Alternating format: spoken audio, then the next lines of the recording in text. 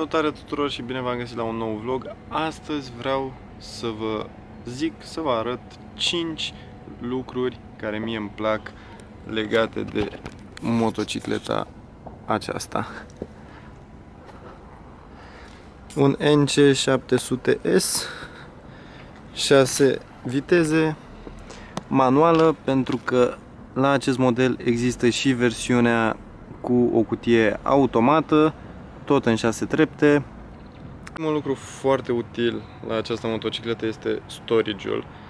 Având în loc de rezervor un portbagaj care poate găzdui o cască SM, dar care este foarte util pentru a putea pune înăuntru o trusă de scule, actele, bagaje pentru un drum mai lung sau pentru orice altceva.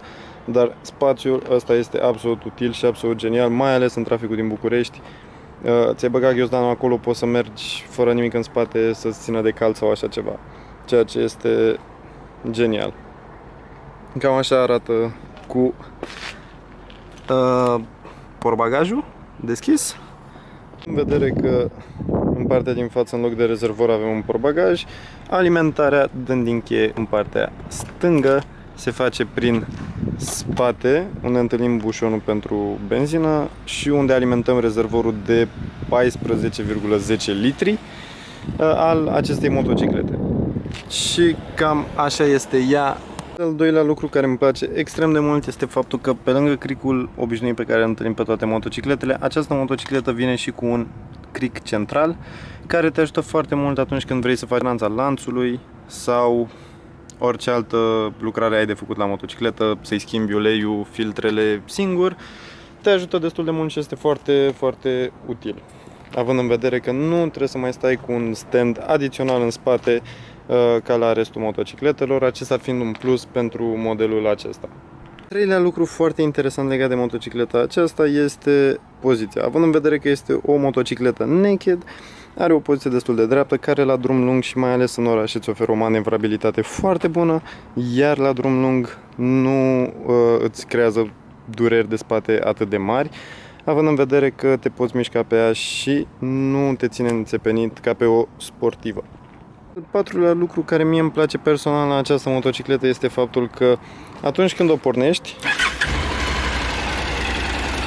nu sună extraordinar de tare, nu are un sunet, având în vedere că este evacuarea stock, nu are un sunet foarte wow, dar în momentul în care o turezi și urcă în ture, devine o mică bestie.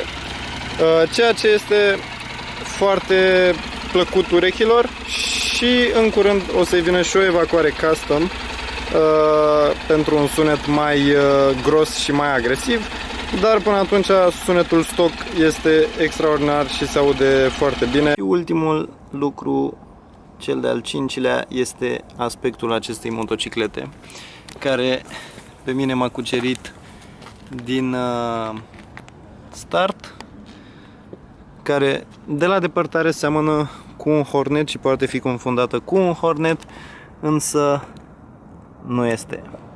Este ceva mai slăbuț, care este mai friendly și cu consumul, dar și cu puterea pe care o oferă. Așa că, acestea fiind spuse, acestea au fost cele 5 lucruri care mie îmi plac la această motocicletă. Lucruri care să-mi placă mai sunt și sunt multe, având în vedere că am trecut cu ea prin niște mii de kilometri și niște drumuri lungi și frumoase.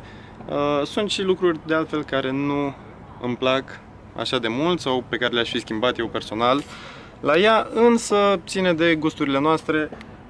Posibil, dacă vă place acest clip, o să mai fac și în continuare cu lucruri care îmi plac și care nu mai îmi plac la ea sau pe care le-aș fi schimbat. Mulțumesc că v-ați uitat, sunteți și mai tari.